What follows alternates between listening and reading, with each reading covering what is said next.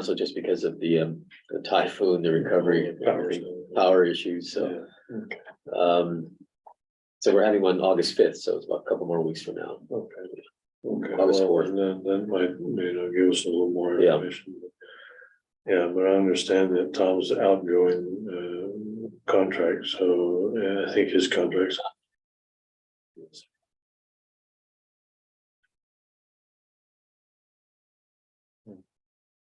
You have to mute the YouTube. Yeah, his contract is up sometime in August, so it'll be probably sometime after that, after the start of the semester before we actually have any final. Yes, have everybody in place so we can try to move forward. Okay. Any questions? Nope, Yeah, good, so next item on the agenda is the new business, which is their licensees. new licenses. Yeah. We have 24 right now. And I don't know how many we have in process. These are the 24 that we got processed, and the staff has been processing renewals. And we've done a lot of renewals. Probably close to 1,500 renewals in the last 5 or 6 weeks. This is interesting. Yeah, we have on here though, we have 2 firm licenses. One is Joe Arnett, as Arnett Consulting, and then one is the Catalan in Richland, doing CN accounting. They both That's interesting. firm So licenses. is number 24, is that what type of license? Just firm? Just a firm license, a standard firm license. And then you can do just everything, audit, tax? 2 of them. Depending on what their certificates are. I'm not sure, I haven't looked them up, whether they're a test or not a test.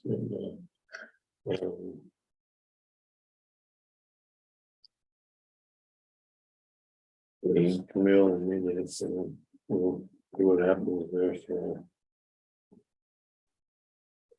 But at this point, that's the only 2 new firm licenses. We've had some renewals.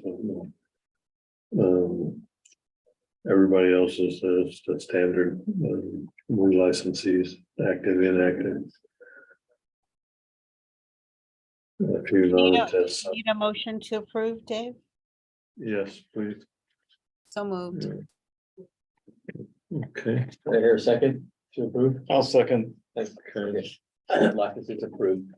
Okay, we can move on to the next page. Right, here. extensions. Extensions, yeah, we have, I don't want to go through all the detail here, but we have Fran Ed Mishra. And he passed the bar exam way back in 21 or 20. And then he got COVID, and then he, with COVID and the testing and the lockdowns and all, couldn't test. But then in the meantime, he's passed the other 3 parts. So if we extend his SPAR credit, then basically he's going to be on the verge of becoming a licensee.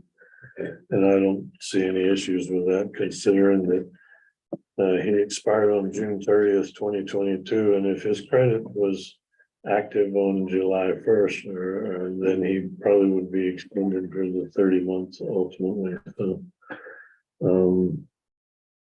I don't have an issue with him, that one. And then Mohammed Tawfiq, he was the sole caretaker for his father, and he basically had some of the same circumstances where between COVID and being locked down, and then being able to test and not being able to go because of the medical problem with his father-in-law.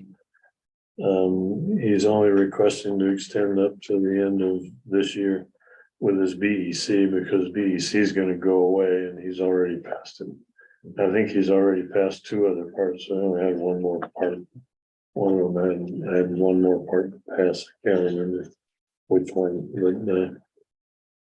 yeah, I don't have a problem with that, because if he doesn't pass everything else by the end of the year, he's gonna wind up having to take a discipline instead of BEC, because BEC is gonna go away, so.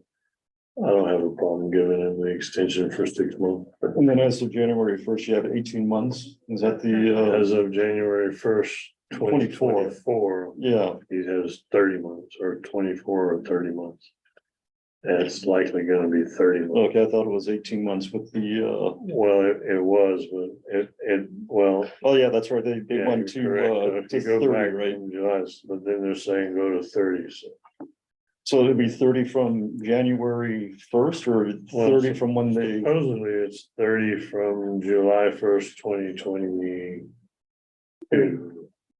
Because they're saying if you have a credit, it's valid on December 31st, Mhm.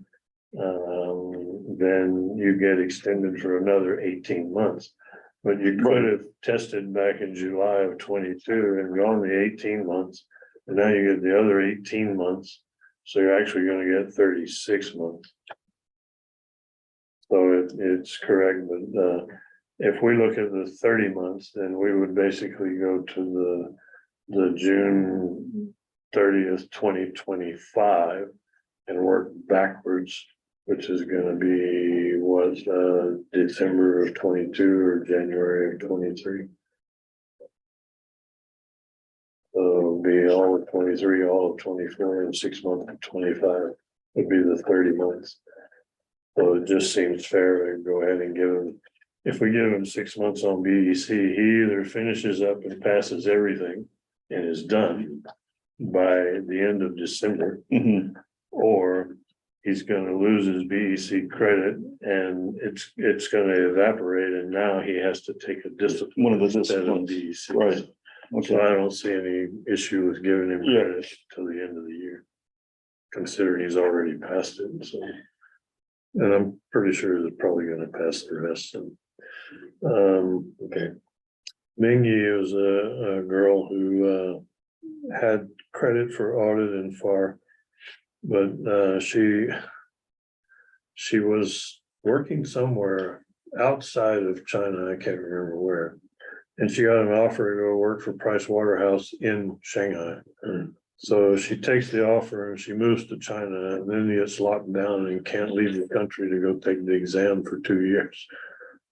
So that's kind of what was happening. She had the credit for audit and FAR. And she's got a history of testing to the point where she's basically ready to finish. She went thinking she could go take the test and finish. She got locked down in China, and she moved, they locked everything down right after she moved there, so.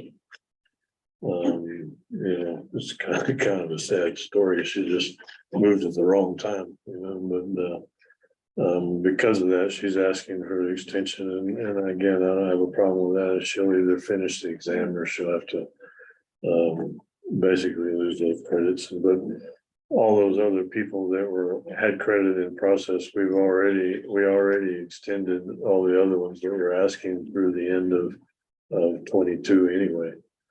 And some of those were extended for 2 years, so I don't see an issue with it. She's either gonna finish by the end of this year, or she's gonna wind up taking the new exam, so. And then Sarah Preet Singh, this was a guy who sat for the exam and needed to complete his education. And he was studying for the exam, so there were like 2 or 3 exams he had to take in his college to complete his education and get done on time. And he was ready to take the last one in, I think, February or something like that. And he went to take it and they postponed it until April or May. And by doing so, he thought, well, if I take it in February, I'll get my grade by June, which is the deadline is July, right? Or May. So he figured if I take it, I'll get my grade and I'm okay. Well, when they postponed it, that gave him a delay where he's past the deadline. He's actually passed the exam. It's not a problem. He's passed all the way. He just needs to submit the education. This is just a 3-month extension. Yeah, because, what his problem is submitting the education completion, because it's supposed to be 18 months. So what we're really extending is from 18 and giving him an extra 3 months. Because he got a letter from the university that said, we expect to release the grades by July. It should be sometime this month. So, I don't have a problem with that. I mean, it's totally beyond his control. You can't tell a university when to give an exam, so. So in that sense, I don't have a problem with any of these. We get a number of these requests. And typically the first thing I look for is how many times have they actually taken the exam and are they serious about it? And, do they really have a problem? Well, these guys submitted a bunch of their documentation and stuff, and all of them have a history of sitting regularly for the exam. They're not, requesting for an extension because they haven't registered for 2 years. Yeah. That kind of thing. But I don't have a problem with these. We're basically gonna give them the extensions they requested. There's probably another 4 or 5 we've denied because they just don't make sense. Or what's the last one? They're requesting for extension to August.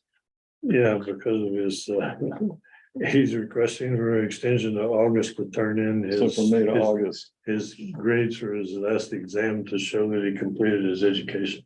But he already took the exam. It's just submitted. Yeah. Just admitting. He's just Yeah. proving that he completed his He already education. finished the education, Yeah. unless he failed the exam, which is No, unlikely. he didn't. Oh, you already know that. Oh, okay. Yeah. So, well, he still has to demonstrate that he has completed his education, right? Yeah, because we There was a won't deadline see, for that. when you sign up in the pre-education program, Yeah, you fill out the form that says, I'm signing up. I agree that I will complete my education within 18 months. yeah. And he has to submit evidence of such That's from the time Within you first 18 sit for months the exam. from the first sitting. Yeah, Well, he's passed all 4 parts. Yeah. But he can't submit the evidence because they delayed the grade for his last exam. yeah.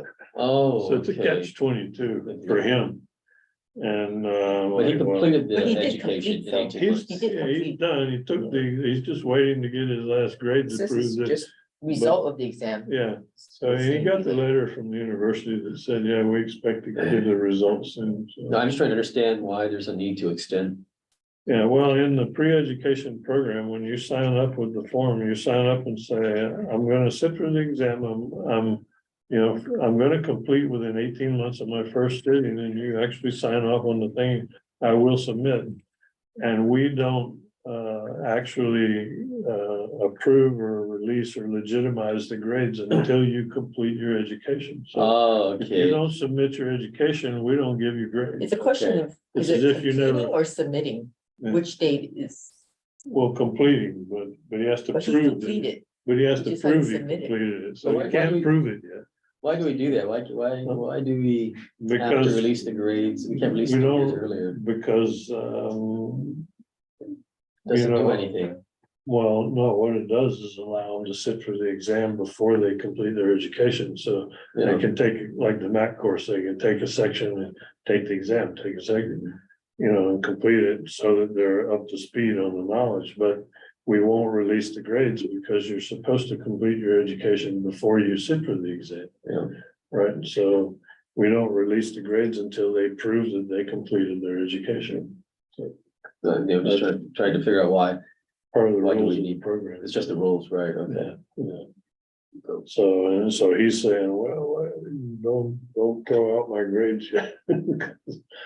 Because the university said, we delayed the thing, so that was his. Because concern. when we started this program, I always wondered what happens if a person like that completes the exam And doesn't complete the in education, 18 months. What, they don't release their grades. and then what's the recourse? They Start over? Yeah, well, yeah, it's as if they never took the exam. I mean, Well, they. that's a tough one. Well, you know, Yeah. that's part of the incentive Yeah, is to that's get, to what get you signed done. up for, yeah. Yeah, I mean, you sign up for it and. Yeah, And, you know, I mean, we've had one or two, I think this is maybe the second or third person that's had a problem. Well, and all of the problems we've seen are beyond their control. I mean, you know, the university canceled my course and, you know, that kind of So, stuff. We're okay. like, well, get it done as soon as you can and prove it to us, you know. But yeah, The you need problem- to prove that you have a problem that's beyond your control. You So know? they may have to just retake that exam, the earliest one that, Yeah, okay, so, you know, but that's kind of the way it works. I mean, that's the opinion. And, you know, as opposed to many of the jurisdictions we have that say, you can sit for the exam at 120, you know, get a bachelor's degree, sit for the exam, they have no control over anything. So they sit for the exam, get grades, but they never get licensed. They, you know, never hear from them again. You know what they're doing, you know. They just get a letter that says, oh, you completed the exam. Well, they can take that letter and go off and do all kinds of things, but they have absolutely no control over anything in terms of what happens. So, yeah. you know, You know, this NASBA rule that, or model rule that extends the completion period from 18 to 30 months. Is that something that, that has to become a policy of the Guam board? we have to vote on it? We're rewriting our rules. Uh-huh. I think that previously when we discussed it, we agreed that we could go from the 18 to 24 months. And, you know, because obviously, you know, the recommendation at that time was to go to 24 months, right? Yeah, Well, then NASBA all of a sudden came out with this 30-month thing because they, as I found out, you didn't go to the meeting, but I found out at the Eastern Regional meeting that the board, the NASBA board had a very involved discussion about 24, 36, 30, and they ultimately settled on the 30. That's why they came out with the 30 instead of yeah, original 24. There was some real discussion, I guess, some heated discussion between the board members themselves. yeah, And the issue at this point is we could stick with 18 or we could go to 24 or 36 or 31. As a jurisdiction, we can do whatever we wanted in terms of rules. But the bottom line is, if we stick with the 30 that everybody else in the majority is going to go with, then everybody's kind of in line, which helps in the terms of substantial equivalency, but more in terms of if people are, you know, they change their jurisdictions or they take the deciding exam. where to, So it took it So, there, yeah. took it here, you know. Yeah. You know, that kind of thing. So it's just easier all the way around for the candidates. And that was the reason that the CBT admin committee settled on the 30-month recommendation was that on the whole, it would be much easier for the candidates to deal with the entire upcoming situation with the delayed exam and, you know, the new exam is going to cause score delays of 4 to 6 months, stuff like that.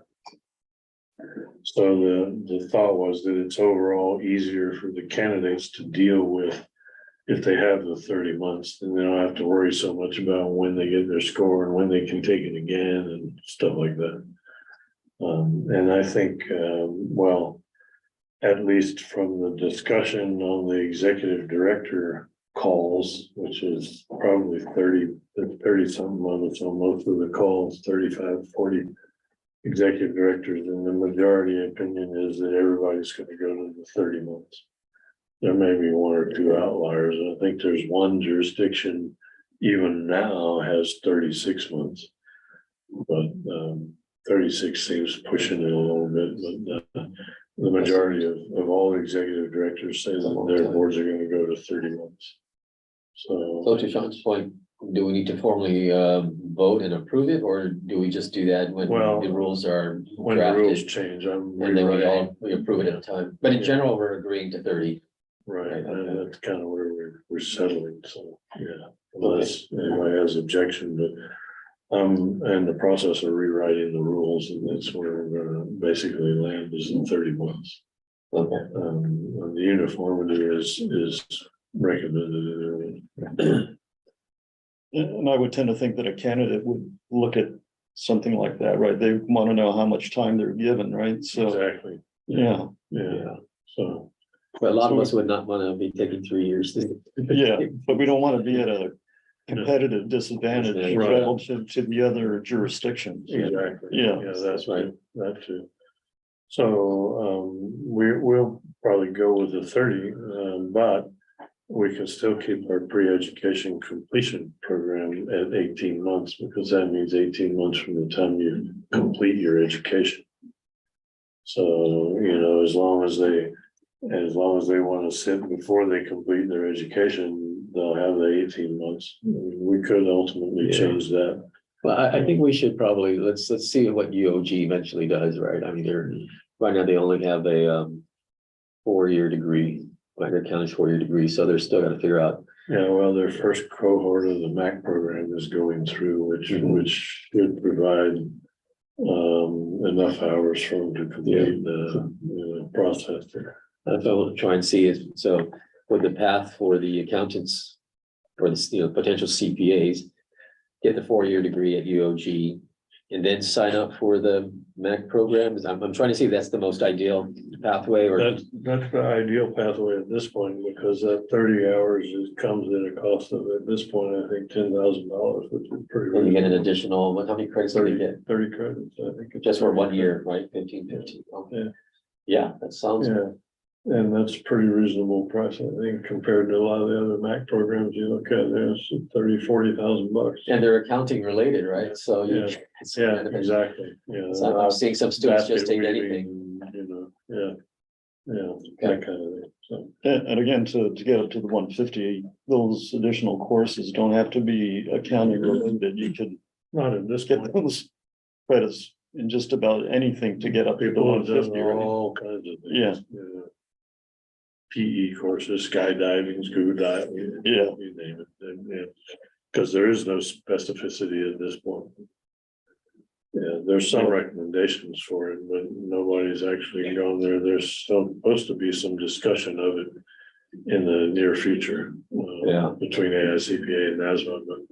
The MAC program right now is all online over, so I don't know if that's ideal for some, maybe because it's probably those that are working. It's more ideal because I think, at least from what I gathered in talking to Martha and some of the other faculty there, the majority of the students actually have full-time jobs. Yeah.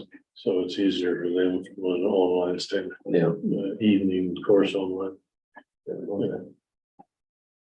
At a minimum, it can't be any worse than the quality of the ELE thing that the AICPA is recommending. Anyway, we'll move forward with these and. Sounds good. So it looks like we're all approving those requests for extension. Yeah. No issues. Okay. Yeah. Okay, then moving on to general discussions, announcements. Yeah, I'm gonna go back over here to this, I put the 1 page in here of the, this, the page way in the back. This is the policy recommendation of the CBT admin committee. Where it says regarding examination credit, be consistent among all boards to reduce confusion and shifting candidate application behaviors based on different board policies. So the actual recommendation was all boards of accountancy except the approved model UAA rules to allow candidates 30 months from the date initial credit is earned to successfully complete remaining sections of the uniform exam. The date of initial credit earned should be calculated on the date NASBA provides scores to the boards and or candidates. So is the date on the So, sheet? We're saying that it's the score release date, which is the date you actually get the score. That eliminates a lot of the issues with when do I get the score? And, you know, because it was late, I have to, you know, we have to give them extra time. So if we start from the day they actually get the score, then it's Well, easier to. How are the dates released? Is it you get an email and there's a date on the email, or you go Well, that- online and you NASBA, NASBA manages it in the gateway. okay, And when NASBA gets the scores from the AICPA and feeds them into the gateway, anyway, that creates the notice to the candidate. Here's your score and it's an notice. email, right? That's the date that's considered the score release date. It all happens automatically for the most part.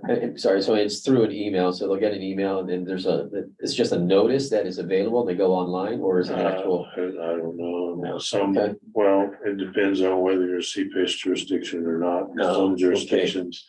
Some jurisdictions, you know, NASBA gives them the scores and they do their own letters.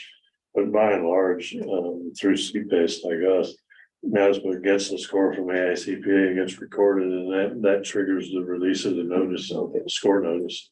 And it goes out, you know, automatically, so. So any timing difference would be very short, so basically Well, whenever they get a The notice. date that's actually used is the date that the score release date recorded in the gateway. And the gateway, okay, NASBA, and NASBA has all that information in the gateway and can track it all. okay, They record it and can track it, so. That's one of the reasons we settled on that as a committee, because it's just a single source for what the release date is. well, you know, it's 30 months, so I guess it's a lot of time, but you know, when you have 18 months, you want to know exactly the date. Yeah, yeah. Well, that was one of the other problems, because other jurisdictions would say 18 months. But for us, we instead of trying to figure out what day of the month, we just said the end of this month, so we knew, you know, it was easy. Some jurisdictions said that That day, day, so they have to calculate for every individual person, how many is it? so ours is the end of the month, no Yeah. matter what day Yeah, during the but month. because of that, you had all these little variances Yeah. everywhere, and people were like, wow, you got 2 more weeks. than I did." So this kind of puts it all in one place, and there's one verified source for what the date is, and nobody can argue about it. That was kind of why the committee went there.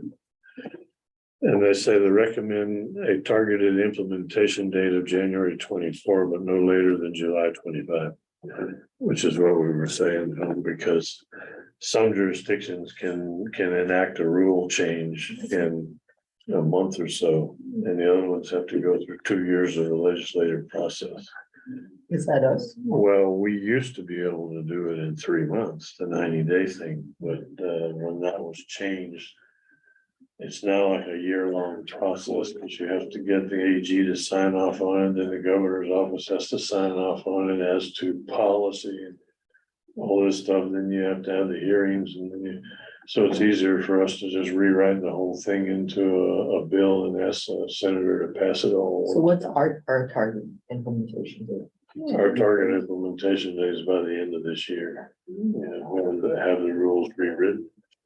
Is that's enough time to? I'm put together? I'm rewriting them now. And I have to do it in a bill that shows, The bill? you know, what do you call it, where you strike out the stuff, you know, and get Senator Joe to actually. Is that the introduce it and only pass it. thing we're changing in the write-up or other No, stuff? we're changing a lot A of lot other of stuff. other stuff. I want to change the rules we have about public hearings and candidates versus licensees, so we don't have to go through $30,000 worth of legal fees Yeah, to prosecute a cheater on the exam. We can do like Texas did and said, you cheated, you're out, end of story, you know. But the problem is that our existing statute follows the old California laws, which is what Guam was based on originally from a long time ago, and provides for all these different things, but never once references a candidate versus a licensee. Everything applies to the licensee, so we have to treat them that way and give them things that they shouldn't be entitled to. As a candidate, they've already signed an agreement that said, if I cheat, I agree, you can punish me. But because of the way our law was written, we couldn't do that. So that changed. So I'm plus the changing 30 that, the plus 30 months. and some other things that are just, you know, minor operational things. because now there's no windows for the exam where we used to have windows, you know, you could only take it once in a window, now you can take it anytime, that kind of stuff, so. Those are just like outdated, Yeah, just updates, yeah. but no change to the 18-month education rule though. Not at this point. That's where you started. You were saying that maybe we we should can- extend that. Is We that? can discuss that, we can, if we want. No, I was, yeah, just curious as to how we were to implement the 30-month term or requirement. But I wasn't suggesting that we change the 18-month requirement for completion of education, yeah. Well, that's something I would like to, I mean, not gonna say consider, but find out the university and then find out how the students, what their pathway is, and does it make Because sense? if they have to do the math program, which is a 1 year, right? Yeah. So Right, 18 yeah. months is It's not, cutting it pretty close. yeah, And so they have Yeah. to just really gun it Yeah. and get it done, you know? Yeah, and you know, we don't know about the university, what happens, you know, do they offer all the classes? What if you miss one well, class, what happens? I'm kind of curious to see how successful the MAC program is going to be. Yeah. I mean, if it's successful enough that it's going to continue on a regular basis, then maybe we need to consider adding in the additional year, which would take us to the 30 months anyway, 12 months more, 12 more months would take you to 30 months. But we need to know that that program is going to continue, you know, and give them the credit they need to be licensed when they graduate. So I'm curious, I heard there's, at least this fall semester, there's about 14 students that may be graduating. Oh, okay. And so I'm curious, you know, how many credits do they have? Yeah. What are they gonna do? I think with the bachelor's degree, the way I understand it, the last I heard, I think it was like 124 or Should be 120. 122. Usually, but I think some of them end up getting just a little more, maybe 130. 126 or 130. So when they graduate, you know, they're asking themselves, do I want to enter into a formal program when they only really need Yeah, 20 credits? You know, Yeah. that's what they're asking themselves. yeah, the question is, where can you get the 20 credits and what's the cost? Yeah, that's the other thing you have to look at. Yeah. Do they go And back if to you're gonna university? go for 20, maybe I should go for 30 and get the degree. Yeah, well, I mean, that makes the most sense, right? Yeah. Yeah. Get that master's. Do you have a sense of what the other jurisdictions, what they Well, allow? Allow, In terms of time for completion? most of them don't have any rules. They let you take the exam in 120. And then they don't care what happens after that. You either come back later or whatever. They just give you your grades and you go away. But to get licensed, you need the 150 from any of them, right? You need a 150 to get licensed, yeah. So you can sit for the exam, pass it, but But there's no Licensing. 18-month. But they have no, So the credits don't disappear in So the the- other jurisdictions, but right, Guam, but they have no Yeah. sense of what happened to that candidate, and where they went. They Yeah. issue passing letters. They say, oh, here's a letter that says you passed the exam. yeah, And a lot of candidates would want to take that letter and go somewhere and say, look, I'm a CPA, I can do what I want to. Yeah. But they're not CPAs and they're not licensed. But that jurisdiction has absolutely no legal authority over them to do anything about it. mhm, Because they just said, okay, take the exam, do whatever you want. And the reason that we set it up the way we did was because and when they pass the exam, complete the education, we give them an inactive license. That gives us the legal authority to actually discipline them or revoke that license if they do something stupid, like say, try to open an office somewhere or do something, right? Without actually being actively licensed, so. But without without issuing that license, you have no legal authority over them whatsoever. They can do anything they want to. And I'm pretty sure a lot of them do, you know. So that was one of the things. So we don't even issue the passing letter, basically. No, we Gotcha. don't. We just give them grades. They get nothing. They get a letter that says their grades. Yeah. But it's not like, congratulations, you passed the exam. Because giving that passing letter, then they don't take the next step. You think Right. that they'll just take that and misuse it. but, Exactly. you know, I think, Okay, I got you. I think many of them, because we do give inactive licenses, so those that are familiar, they can still apply for inactive. Right? And that's one of the things that, I was gonna say, this for general discussion with them, the habitus people that came and met with us. Oh, yeah. And that's one of the things they ask, are we are we going to continue issuing the inactive license when they pass the exam and complete their education? Because to them and their candidates who are never going to be practicing CPAs publicly, but they work for somebody, right? But even the But- inactive license requires education though. Correct, yeah, the 150, and, yeah, and what they appreciate about it is that they can put CPA inactive on their business card when they work for that company. And, you know, that gives them a status above all these people with just a passing letter. And they appreciate that. It seems like we have a lot of inactive license when you look at them. We do. Yeah, We do. so it's a very popular. And well, the other thing is that it allows people to, you know, feel like they've got, you get a, I mean, according to these guys, you got a sense of achievement, you can show that you're in progress. Now they go out and work for a company. And the ones that really want to be Once CPAs they need the experience. will then they get their can experience and come back and It's all like elevate to active. Properly. It's a step, better Yeah, process or pathway, as far as I'm concerned. okay, understood. Relative to a lot of these other jurisdictions, and I was arguing with these guys in the meetings. Why do you say that your education requirement is 150? You let them sit for an exam at 120 and they go away and you don't have a clue where they went or what they're doing. You know, you have no control or contact whatsoever with any of those people. And with, at least with us, you know, they have to sign up and we know what they're doing and, you know, we can contact them. We issue them the inactive license. We have some legal authority over them that you never have over those guys you let pass the exam and just go away and do what they want to do, you know? So I personally, I think it's a better process than doing what a lot of these other jurisdictions do. Dave, out of curiosity, how many jurisdictions like us are issuing inactive license? Well, there's no other jurisdiction that issues an inactive license for passing the exam and completing your education. The other jurisdictions that have inactive licenses are people who were active and chose to become inactive and not practice and You not do can have an CPE. initial inactive license in other Yeah. words. Yeah, Yeah.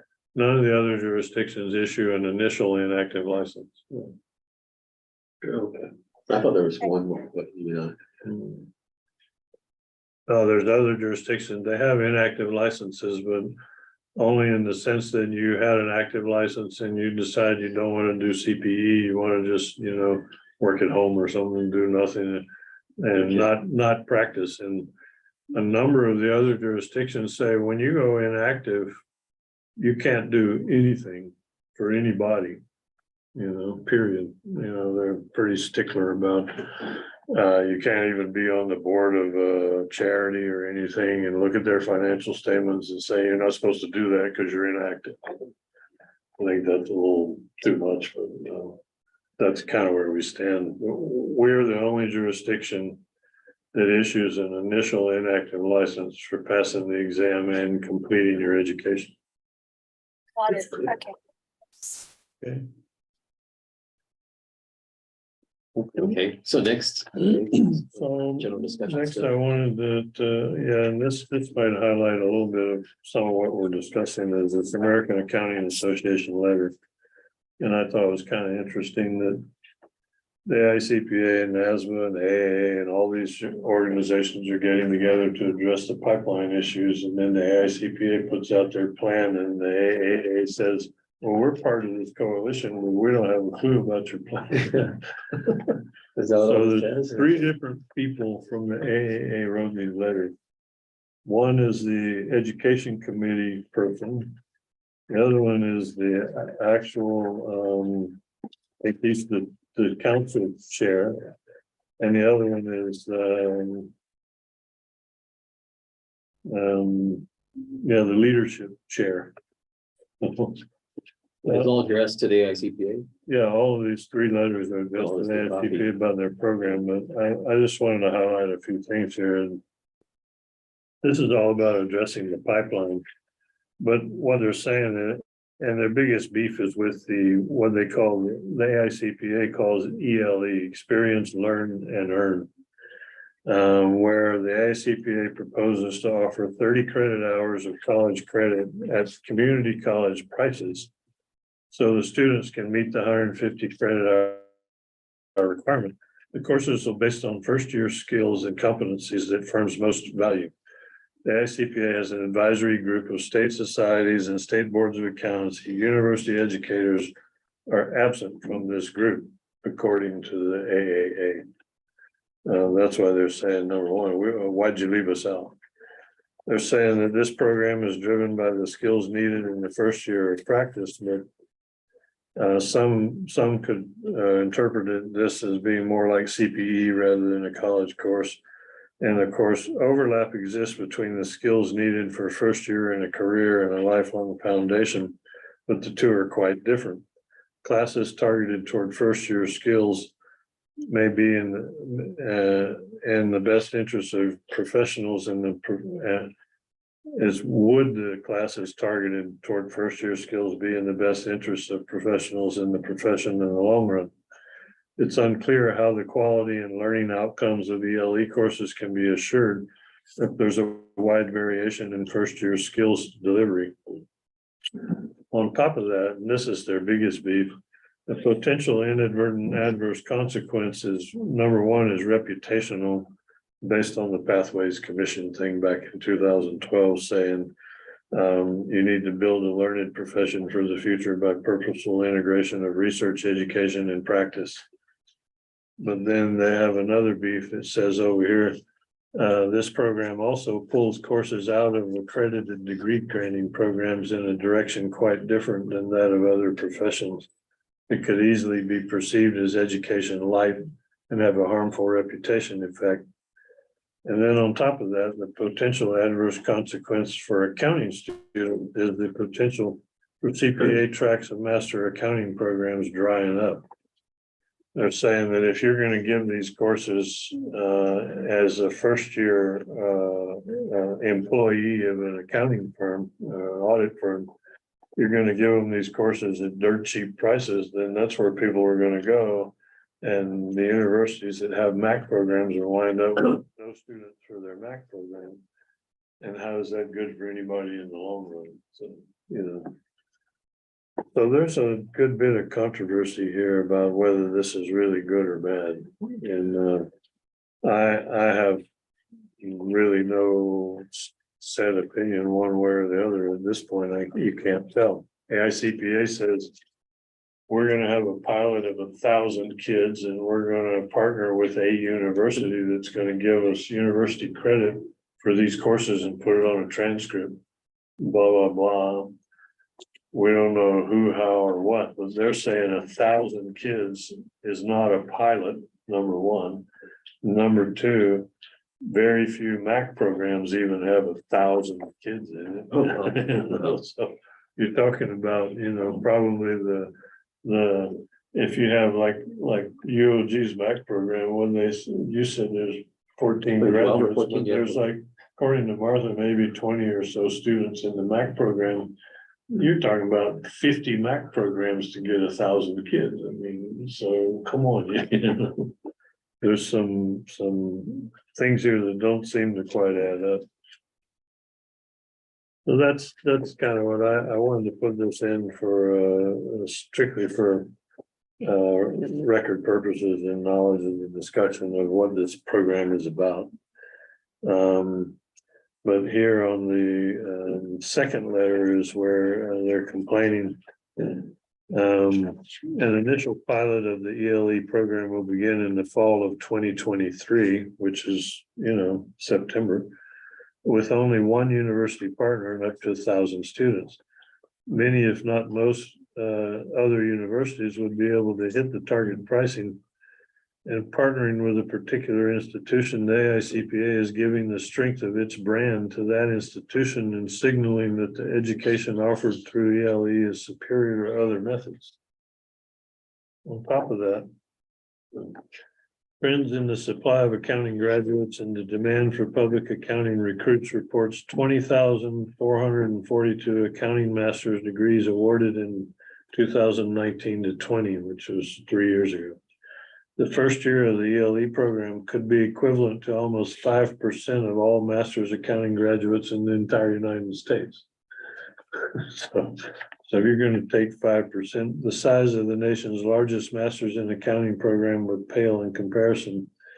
The ICPA claims that the ELE program will target students who otherwise would not enter a graduate degree program to obtain the extra 30 hours needed for licensing. But it's unclear how these students can be identified and whether they would otherwise be qualified for and seek a graduate degree. So that's one of the big questions here. Concerns include the ELE appears to rely on excessive experience hours, does not seem to focus on technical accounting content and skills that the firms indicate are valuable. There's no description of how academic integrity and online learning will be addressed, and there's uncertainty about the ability to transfer academic credit. The program is not stated to target students who would otherwise complete 150 credit hours, but spillover is inevitable when the target pricing is at or below the credit hour cost of community colleges. So that's a big part of their argument, is undermining the existing master's programs. If you want to start with 1,000 students and there's only 20,000 in the entire United States, it's 5% of the program. What happens to the MAC programs? Yeah. You know, and then they're saying, however, our views, the AAA views were not considered in developing this program, even though it represents a fundamental shift in the pathway to complete education. Dave, Yeah. who is the American Accounting Association? Mostly faculty, it's educators, faculty, yeah, mostly the educators. Just primarily educators, okay. Yeah.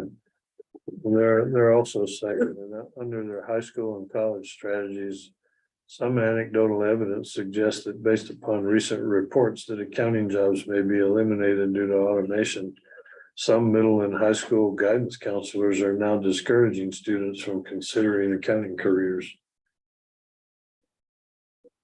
It's interesting how they address it to the American Association of Certified Public Accountants. Is the name change or Well, what is it? Is it no longer AICPA or is that no, just there's an American Institute of CPAs that owns the exam.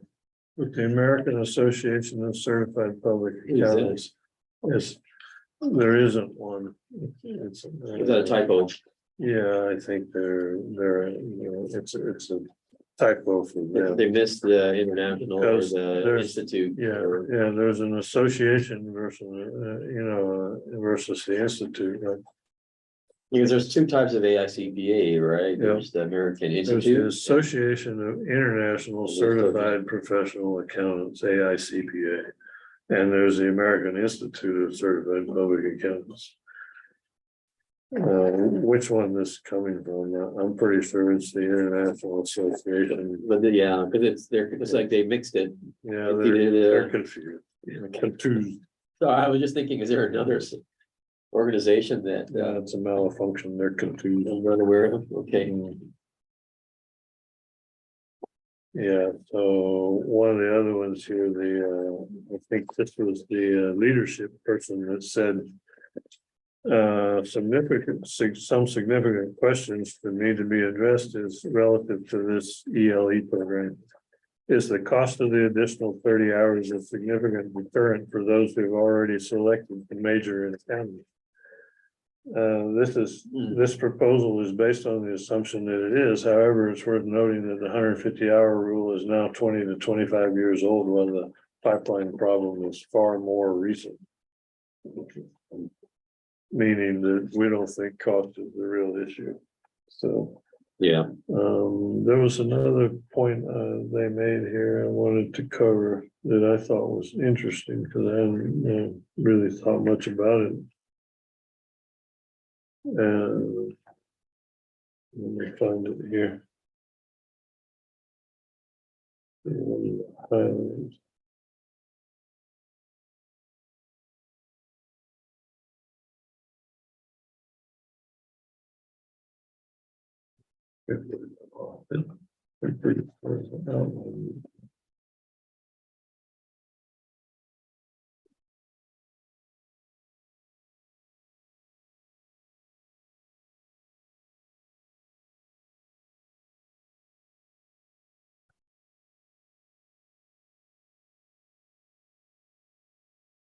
thought was in the last one.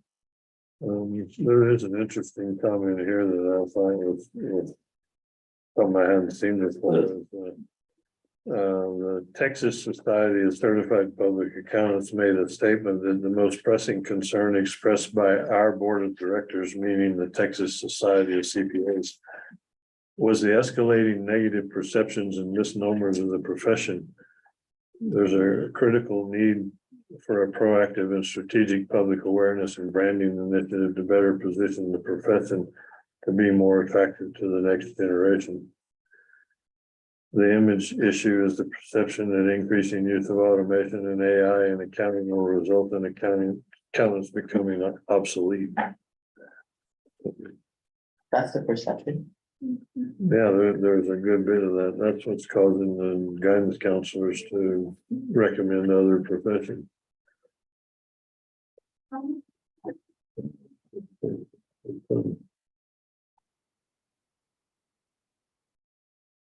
Pretty sure.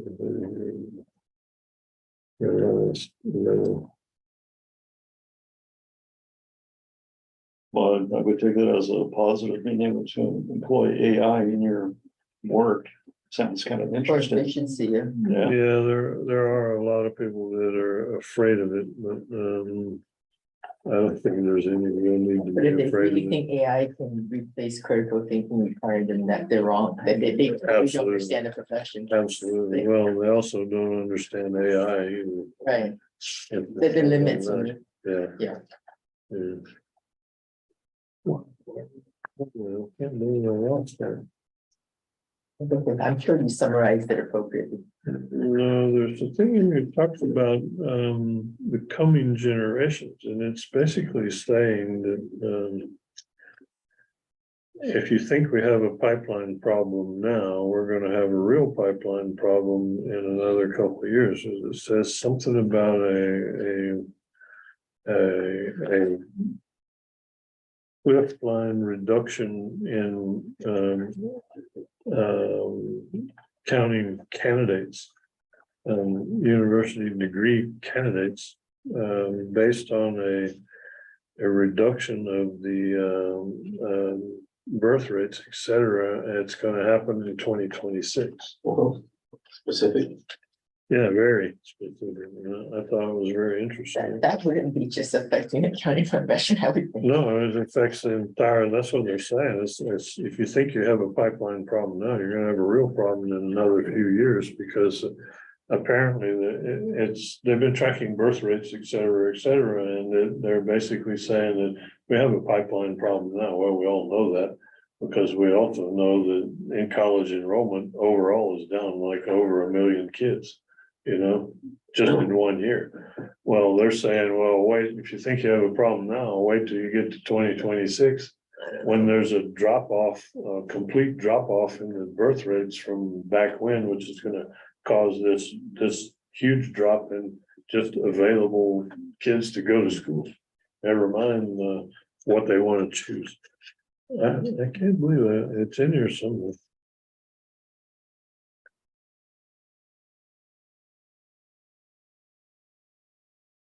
Yeah, I thought, well, that's kind of eye-opening. I hadn't seen that before. Anywhere, I hadn't seen anybody talk about that.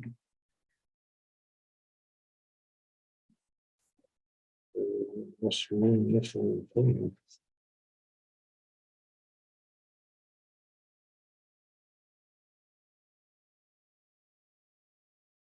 Pretty sure I didn't dream it. Oh, I'm sure it's in there, but I.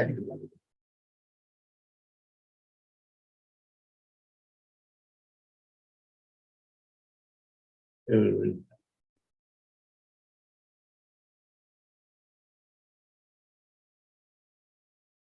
2026. Yeah. That's what it says.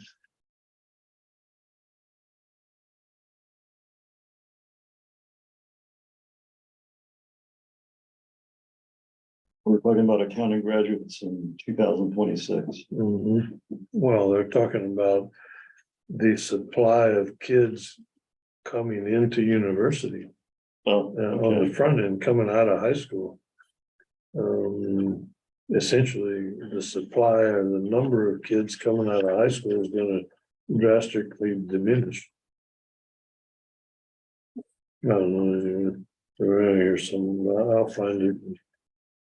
So if we go back 18 years, what happened in 2008? Yeah, that's basically what they were saying. Anyways. Anyway. And that's Anyway, worldwide, then yeah, what happened? so, Well, yeah, you had the financial crisis in like 2009, right? yeah, Maybe you take the pandemic and you can project Yeah, in the maybe they future. said, you know, let's not have Further kids. drop off. I have no idea. I can't believe I can't find it. It's more than not wanting to go to college, Yeah, choosing a different path. right.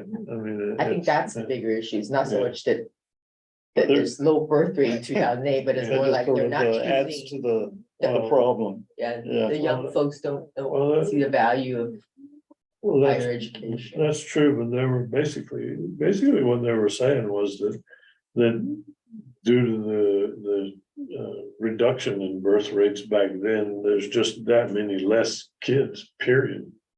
In other words, the pie is gonna shrink even more, so I don't know. Maybe it depends on where in Have to find- the country I in have the to world find you it. are. Some Maybe I places I'm dreamed sure they're about still it. having tons of kids. Sure, well, we know there's some places that. India and China has Somewhere. outgrown all the other Outpaced countries, everywhere else, outpaced right? every other country in the world.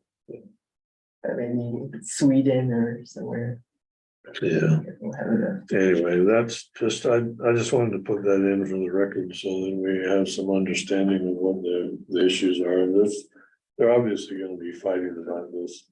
And the next 3 to 6 months, we'll probably hear a lot more about it. When NASBA has an opinion between what AICP and AAA actually gets their say. I mean, they have 3 letters to have their say, so we'll see what AICPA does about it. But I'm just thinking, you know, with supply and demand, doesn't the market just have to adjust? I mean, Well, so if you want to attract, that's the you know, point I've been making. all right, pay more, you know, Well, and that actually is the number one issue for most of us feel, even most of the executive directors feel that. yeah, The number one issue is that the firms need to step up and pay more. Make a better incentive to pass the exam. I mean, in the past, most of us, you pass the exam. If you wanted to be a CPA, you had to work in public accounting, right? So Yeah. we went to public accounting no matter what. Because, of course, that's why we took the exam in the first place. But then if you didn't pass the exam, it was up and out, right? So go do something else, so, but there was a constant inflow because the only way you could be a CPA would be to work in public accounting. And since all that changed, and people can just go do whatever they want to do, a lot of people have no incentive to be in public accounting, so. When you change that entire process, requirements. You change of course, you're gonna change the supply field. And now they have a pipeline, they wanna do all these things, and my most immediate response was. Sometimes you just have to bite the bullet and recognize that you have a problem that you gotta deal with. I mean, and none of these things are gonna make any difference in the next 2 to 3 years. I mean, all these things that they wanna do right away, they This can't doesn't do. get to the root of the problem. No, it Yeah. doesn't, and they can't do anything within the next 6 to 8 months or a year anyway with a lot of these things. And a lot of the other stuff they talk about, they want us to change rules and things, you can't do that within a year. By the time you get around to getting any of these things done, the problem is already 2 years later. And the problem has passed you by and you've dealt with it one way or the other, so basically, we're just, shooting in the wind. I think the bottom line is just need to admit that, there's less people going to school and less people who want to go to school. Less people That's who what I- want to spend money on education and, what do they need? Do they need to or not? Look at what's happening to the economy, the quote gig economy, I don't need to work unless I want to. That kind of thing, so. And a lot of people have gone to the, attitude that, I'll work and get some money and then I'll stop and then I'll go back to work when I need some more. They don't have the same drive as we probably grew up with, or pushed by our parents, and, our examples are totally different. And truth be told, 99.9% of these kids have never ever had to sit and wonder, where's their next meal gonna come from, or what are they gonna do for a living, or, how are they gonna pay for anything. Basically, we created Yeah, them exactly. because we coddled them. Yeah, in a lot of ways, yeah. So they don't have that same initiative that we had, but, we wanna do a little better than we had it when we were growing up, right? Anyway. Enough said, but I just wanted to get it in here so we're all aware of it, and the fact is it's gonna be coming down the pipe somewhere or another. Sure, we'll hear about it. Anybody have any other questions about that?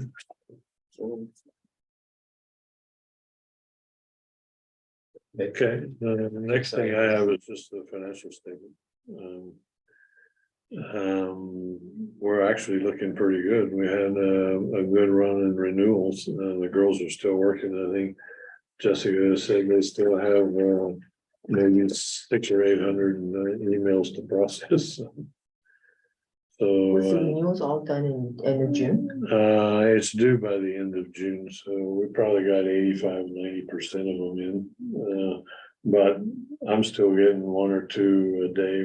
We're probably getting another 10 or 15 a week easy for people that are going to be paying late fees. Okay, so those are gonna be Still paid coming, yeah. late, okay. Yeah,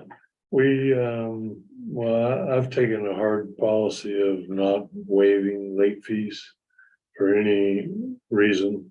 I mean, I was late one time, I paid it. I figure everybody should pay it. There's not a whole lot of excuses, legitimate excuses for being late. So, and occasionally we get people that, well, this and that, and this and that. We say, too bad, pay the late fee. The late fee's not onerous anyway. It's only $75. Yeah. I was just so wondering. Occasionally we get somebody who says, well, then never mind, just cancel my license. And we're like, okay. That's ridiculous. That's what I think. So, for $75. But basically, everybody who did turn in their application, Yeah, that income's been captured. yeah, Okay, yeah. Well, yeah, most of them. Is there a fee if you're inactive? Absolutely. Oh, Yeah. okay. fee for everything. It's a fee no matter what. Same Same- fee? Is it a lesser fee Yeah. though? Same fee. $100. But I mean, if you can't afford $100 for a year, you have to ask yourself, why you really have a license in the first place, But yeah, we had good success with the renewals, and our applications are still going up. They're not going down. So I think we're seeing the surge in the let's get the existing exam before the new one. Yeah. So apparently a lot of the other jurisdictions I talked to on the executive director call, they're seeing their applications go up also. So where previously they had a downward trend for the whole year, now they're seeing an uptick. So I think we're going to see more of that. So I think we're doing okay. The certification fees are falling off a little bit at this point, but I think they'll pick back up too. So firm licensing fees, we'll get more renewals, but so far these are the renewals we've gotten. The firm license are also due June 30. Yeah, everything's due June 30th. This one seems a little low. Yeah, I think part of that is some of the firms that had licenses, they were stateside firms that had been here before. I think some of those have just kind of decided to drop out, and then A couple of those. Because those flowed in, you know, Yeah. when on a needed Yeah. basis. Yeah, and then, you know, we had some people like, if you want to be a sole proprietor like me, you know, I filed for a firm license, but there's no fee, so it comes with your individual license if you're just sole proprietor. And there've been a couple of people that were previously LLC or whatever and decided just, you know, they're semi-retired, they're just gonna be a regular sole proprietor, so they don't pay for a firm license anymore. Save themselves $100. Or a couple $100, whatever it is. You know, if you file for your LLC, you not only have to pay us for a firm license, you have to pay Guam $1,000 a year to be an LLC, so. You know, some people decide it's not worth it anymore, so. But on the whole, our revenues are doing fine. I think we're gonna wind up with somewhere around 100 to 150,000 in excess revenue before making any contribution to the endowment fund. So if we added that to the 250 we have, I mean, we could easily put the 400,000 into the endowment fund. And maintain enough of a reserve fund, and we'd be covered for a year or two if anything So catastrophic. maybe we can consider that. We'll look at it in August and maybe do something in September. Yeah, that's kind of what I'm thinking about, so. But otherwise, we're on track, we're okay, we're obviously gonna spend less than we budgeted. Okay, that's good. I think for the TV now, or the monitor, or Yeah, well, actually, it's interesting, the prices of the big TVs and stuff come way down. It has. They're on like $500-600. Even less than it $1,000. costs more now is the speaker system that goes with it. Yeah, well, the sound bar. The sound bar. Yeah, but I don't know, I'm always in a quandary against ordering something, you know, versus buying one that's here, because if you buy one that's here, you can look at it and know that there's no damaged pixels and stuff, right? Ah, If okay. you order one, it has to, 9 times out of 10, it'll get here okay, but sometimes it's not, and then what do you do? Return it. So no, we'll look around and see what we can come up with in terms Well, of you know, I mean, proposals. what's that company there? Micropack, they own, I think they're, Yeah, we're taking Micropack and Kmart, so we can get proposals and see what looks reasonable, so. you know, I was saying it's Micropack, and if you buy something from them and it's damaged, I think Yeah, they cover it or they'll do something. At least you have someone to talk to, you can complain. you know, we kind of got used to shopping in the Philippines where you take it out of the box and make them plug it in before you buy it. So you want to take it home and find out it doesn't work. Yeah, Okay, good. that's all I had. Just remember that the annual meeting is going to be in New York City in October. Okay. I think Tolly said she was interested. Anyone else is interested? You were gonna go ahead Interested too. and adjourn if you want. Is there a limit in terms of scholarships for, I don't think so, Jurisdiction. because we didn't use the ones for the regional meeting. yeah, Yeah, so if you wanna go, I'm pretty sure we can get a scholarship. Yeah, and I think there was one annual meeting where we had 3 board members. Yeah, so you wanna go? It's late October, New York City. I'll get back to you. And, you haven't been in a while. You don't wanna go? One was good. Yeah, one's It's enough. timing. Yeah, I get the idea. yeah, okay, The only time I have to cancel is when I get some yeah, meeting I have to attend and get a contract. different direction. Yeah. So it's not worth it to go there and then go all the way there. So we'll adjourn. Okay, can I hear a motion to adjourn the meeting? Move to adjourn. So, Okay, second, all right. Okay. Thank you, everyone. Meeting adjourned. happy Liberation Day. Hey, ladies, Viva. enjoy yourselves. Bye, Tolly. Bye, Francis. Bye. Bye. You're still there. Yeah, I can't tell. That's why I need a monitor.